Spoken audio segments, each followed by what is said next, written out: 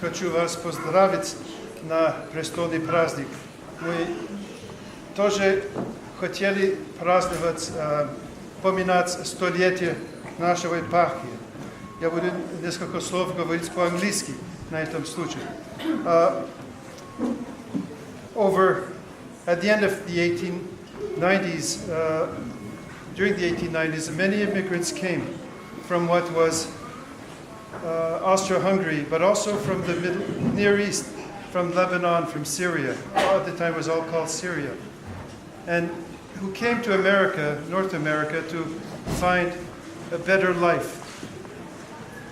And some of them to flee persecutions, whether from the Latins in Austro-Hungary or from the Muslims. Many came to the United States because there was work, but many also came to Canada. The city of Montreal had its first immigrants in the 1800s with Lebanese and Syrians who came and founded small missions, which later became parishes, which still exist today. And they were under these parishes belonged to the Russian Church. They had an Arabic bishop who has since been canonized, Bishop Raphael Hawanini, who was servicing them. And from these Arabic missions came our St. Peter and Paul Sobor in Montreal. And so in 1907 already, this church was blessed by Patriarch Tikhon, or Archbishop Tikhon at the time. And one of the first priests was Father Jacob, who came from Chicago, who has also been glorified as a new martyr in Russia. So then Western Canada was populated by immigrants also from Austro-Hungary.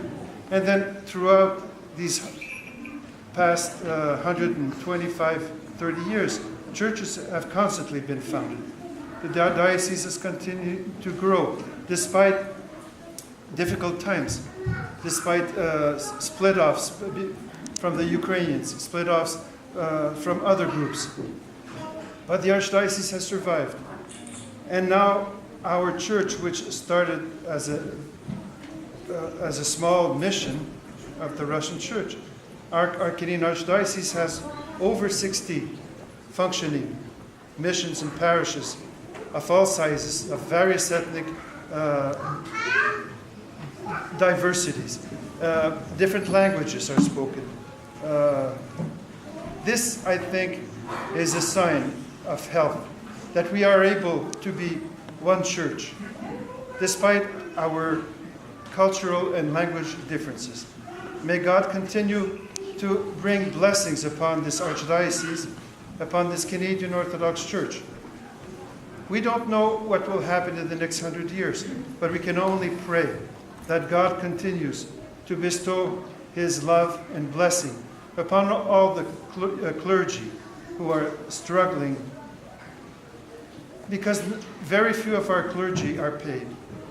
All of them, most of them, are working clergy who work full-time to support their families and give full-time service to the church on top of that. And that, I think, is a great podvig, a great feat, ascetic feat.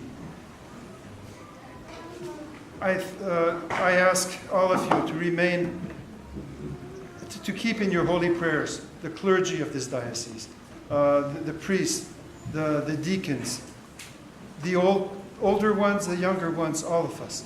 We all need your prayers, your support, because without your help, without your prayers and support, I don't know how any of this could have happened. We know that nothing happens without the blessing of God, and despite our weaknesses, despite our faults, the church has Christ holding it up and has Christ guiding it and blessing it. So you be happy, be proud to be part of this young church, this younger generation of the universal church. And may God continue to bestow His blessings upon all of you.